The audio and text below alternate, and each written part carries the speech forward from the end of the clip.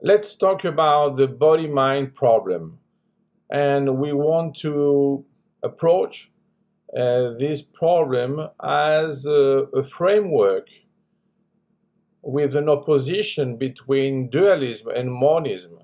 So we have two ways to study this body-mind problem. One way is to use dualism, and more specifically Cartesian dualism, which means what? That matter and mind have the same level of existence. They are interdependent, but they are at the same level.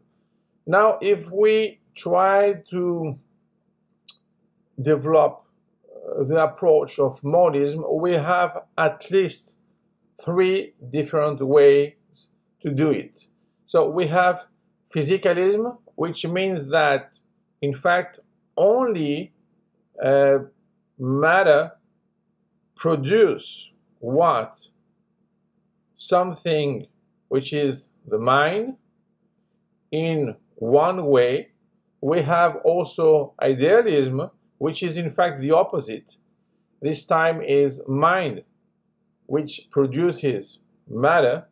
So there is an impact on the other side. And we have also the neutral monism, which uses a third substance, which is in fact the initial point to create matter and mind in the same way.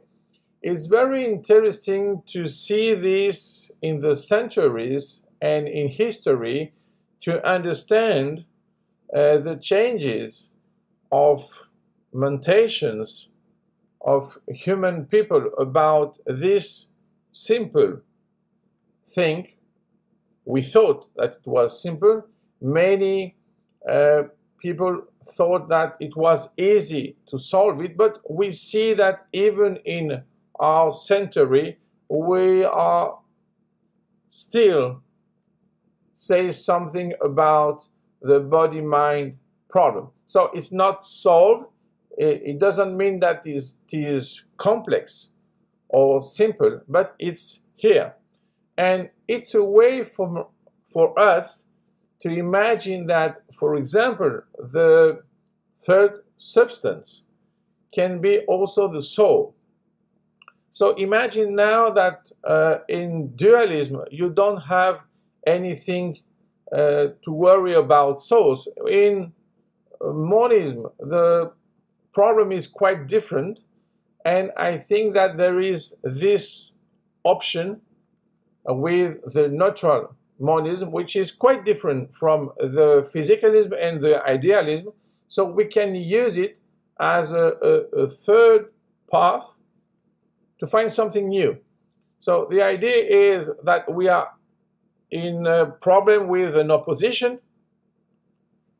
at least at the initial level, but we can see that this opposition can be also a part, an epiphenomena of a complementarity.